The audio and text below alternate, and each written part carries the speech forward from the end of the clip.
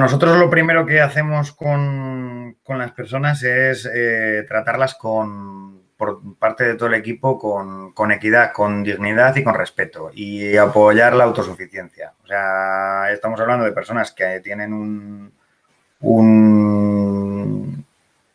un itinerario migratorio en el cual no sabemos lo que han pasado muchas veces, pero seguramente han pasado en menos tiempo más dificultades, más difíciles de las que, por ejemplo, el propio psicólogo o psicóloga en este caso haya vivido en su vida. Entonces, sí que yo tengo conocimientos que les pueden aportar herramientas para ayudarles, pero no hay que ser condescendiente. Esas personas son personas fuertes, son supervivientes. Hay que ser humano y comprensivo. Lo que nosotros llamamos los primeros auxilios psicológicos, que son técnicas muy sencillas de usar, que es proporcionar información acerca de los servicios, los apoyos, los derechos y por qué y para qué estás haciendo las cosas. Las obligaciones legales que tienen, cómo va a ser el itinerario, porque cuando tú presentas de manera clara y concisa lo que hay, disminuyes el estrés. La falta de información siempre genera desconfianza y genera estrés. Lo primero es ser claro y y proporcionar información. Garantizar que tengan acceso a la tecnología para que puedan comunicarse con sus familiares. Imagínate que llevan un proceso migratorio de 4, 5, 6 meses. Y en esos 6 meses no han sabido nada de padres, hijos, hermanos. Eso genera mucha ansiedad y genera un sufrimiento que no se puede solventar con terapia. Eso simplemente es, quiero comunicarme con mi familia. Pon los medios necesarios para que esa persona pueda hacerlo. Y igual el insomnio ahí se acaba. También por proporcionar psicoeducación y un lenguaje apropiado ya no solo a las personas que vienen, sino a los propios técnicos y a los propios voluntarios que se encargan de ellos, sino cómo ayudarles a comprender que hay sentimientos que a veces son abrumadores, que hay reacciones que a nosotros nos parecen complicadas, pero que son normales. Nosotros tenemos un taller, es que es muy gracioso porque resulta gracioso y anecdótico, porque tenemos un taller para explicar lo que es la fiesta de la Magdalena aquí en Castellón. O sea, culturalmente en la Comunidad Valenciana el uso de los petardos en las fiestas está muy extendido. Vale, imagínate que tú eres un refugiado sirio que viene de un conflicto bélico y no te explican lo que es.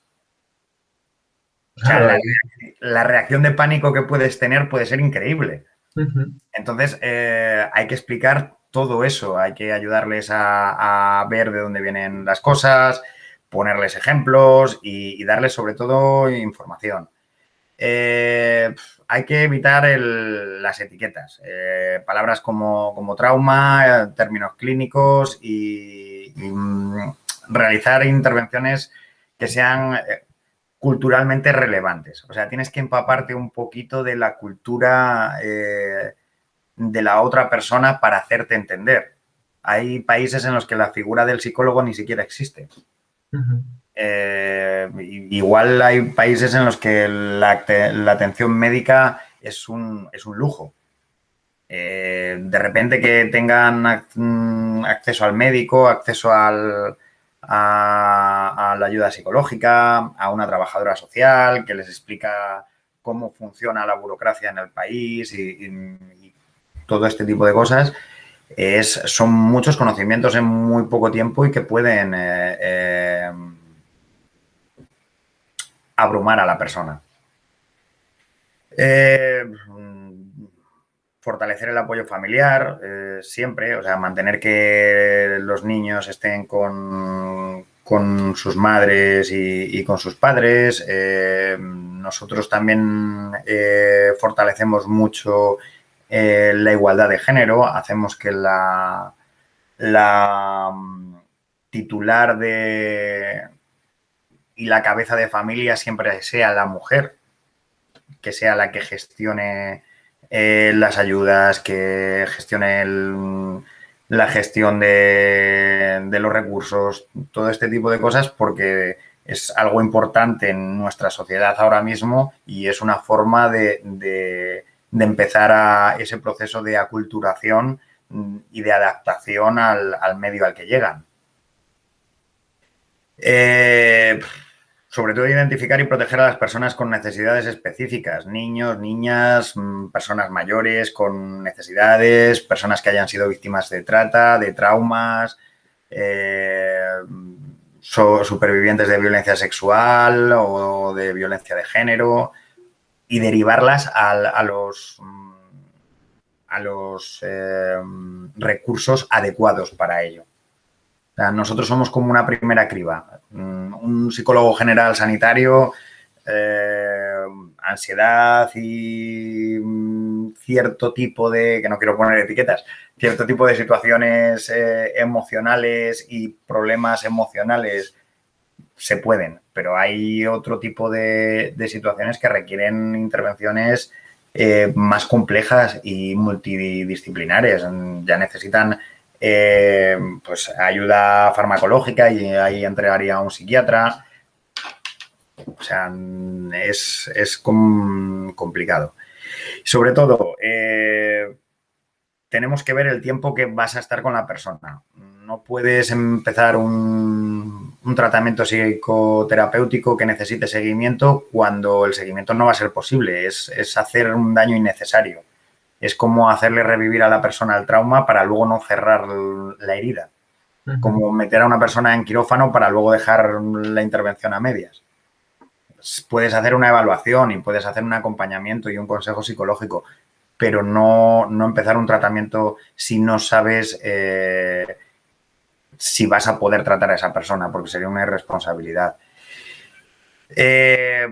También dentro de las funciones de los psicólogos entra el monitorear y chequear y ver cómo están el personal, tus compañeros y los voluntarios, porque se exponen repetidamente a relatos de terror y de tragedia personal en algunos casos, y hay que ver que no les esté afectando en su vida y en su trabajo. Y a nosotros mismos, evidentemente, porque son muchas horas trabajando con las situaciones más complicadas de la vida de un montón de personas. Y sobre todo, no trabajar de forma aislada. Coordinarse con tu equipo, coordinarse con salud mental de seguridad social, con el cuerpo de inmigración de la Policía Nacional, con el Ministerio del Interior, con todos. O sea, una vez que estás en coordinación, el trabajo es muchísimo más fácil. Trabajar en red es muchísimo más fácil. Y yo creo que lo siguiente y último sería, pues, además, compartir un poquito la idea de miedo al diferente, la incertidumbre que genera un poquito de xenofobia y apostar por la integración y visibilizar que lo que está ocurriendo no es un caso aislado, no está pasando solo en el África subsahariana, está pasando en Europa del Este, está pasando en Oriente Medio, está pasando en Asia, está pasando en un montón de países, como pasó en Europa en otros momentos. Los conflictos bélicos y armados entre países o las situaciones económicas o los cambios de regímenes en diferentes países, pues hay veces que crean desigualdades y que las personas no pueden sobrevivir a ellas y tienen que emigrar. Y ver que si una persona se enfrenta a jugarse la vida en ese tránsito, ya sea por tierra o por mar, es porque lo que deja detrás es peor.